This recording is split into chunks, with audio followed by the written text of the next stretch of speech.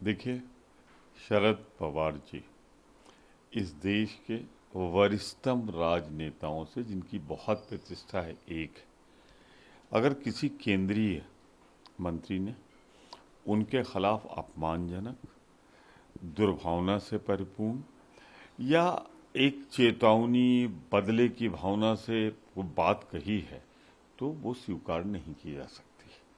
ऐसे मंत्री को माफी मांगनी चाहिए, भाजपा के नेतृत्व को उसके खिलाफ कार्रवाई करनी चाहिए, और अगर कार्रवाई नहीं करता है तो ये माना जाएगा ये बयान उसका नहीं, ये भारतीय जनता पार्टी का बयान है, सरकार का बयान है, क्योंकि मंत्रिपरिषद का सामूहिक उत्तरदायित्व तो होता है। जहां तक शिवसेना के अंदर चल रहे राजनीतिक घटना चक्र का सवाल है, महाराष्ट्र अगाड़ी गठबंधन पूरी मजबूती के साथ एक है, उसमें कोई विवाद नहीं है। शिवसेना के अंदर अगर कुछ है आपस का मतभेद तो ये उनका आंतरिक प्रकरण है, और मुझे पूरा विश्वास है कि वो मिलबिट कर तय हो जाएगा। ऐसा कोई बहुत बड़ी समस्या नहीं। कांग्रेस पूरी तरह खड़ी है, स्टैंड करती है पूरी महाविकास अघाड़ी के साथ, एनसीपी के साथ, शिवसेना के साथ, और जो ये सियासी उठापटक हो रही है उसके लिए आप जिम्मेवार किसे मानते हैं, और क्या लगता है आपको उसका आगे का क्या रहने वाला है? कांग्रेस ने हमेशा गठबंधन धर्म का ईमानदारी से निर्वाह किया है। तो महाराष्ट्र अगाड़ी गठबंधन भारतीय जनता पार्टी को सत्ता से बाहर रखने के लिए हुआ था, और हम कायम हैं। हमें अपने विधायकों पर नाज है कि वो पूरी तरीके से एकजुट है और एकजुटता के साथ खड़े हुए हैं। अब इसमें कोई राज तो नहीं रहा। बोल दिया जो अलग गुट बनाए हुए हैं शिंदे साहब कि हमारे साथ एक महाशक्ति है जिसने पाकिस्तान को सबक सिखाया था, तो क्या कुछ रह गया?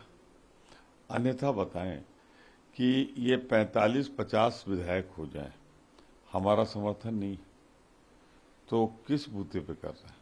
सरकार बनाने के लिए निस्संदेह उस सदन में भाजपा है, तो यानी भाजपा का प्रत्यक्ष और परोक्ष, और अब तो परोक्ष कुछ नहीं रहा, प्रत्यक्ष समर्थन है।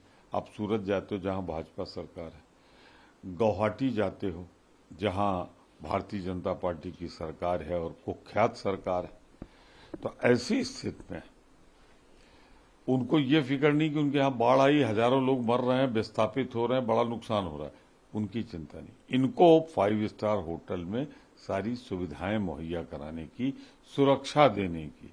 अरे भैया, इसको लगाओ जहां बाढ़ आई हुई है, इनको सुरक्षित रखने में। तो जो कुख्यात है, जिनको बर्दाश्त नहीं लोकतंत्र, भारतीय जनता पार्टी के चेहरे से नकाब हट गया है। महाराष्ट्र में अस्थिरता के लिए सिर्फ और सिर्फ भारतीय जनता पार्टी और उनके वही दोनों नेता जिम्मेदार हैं।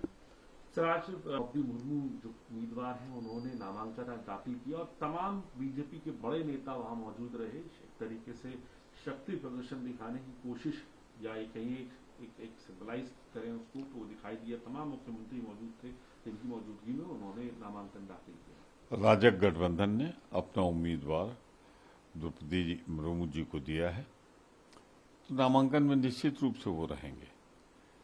परंतु जहां तक सवाल है विपक्ष का, हमने यशवंत सिन्हा साहब जो अटल बिहारी सरकार में विदेश मंत्री भी रहे, वित्त मंत्री भी रहे, भारतीय प्रशासनिक सेवा से, विदेश सेवा से जुड़े रहे, ऐसे एक बहुत ही अनुभवी, दीर्घकालीन का जिनका अनुभव है, और जो एक प्रशासनिक सेवा से, एक विदेश सेवा से आए हुए हैं,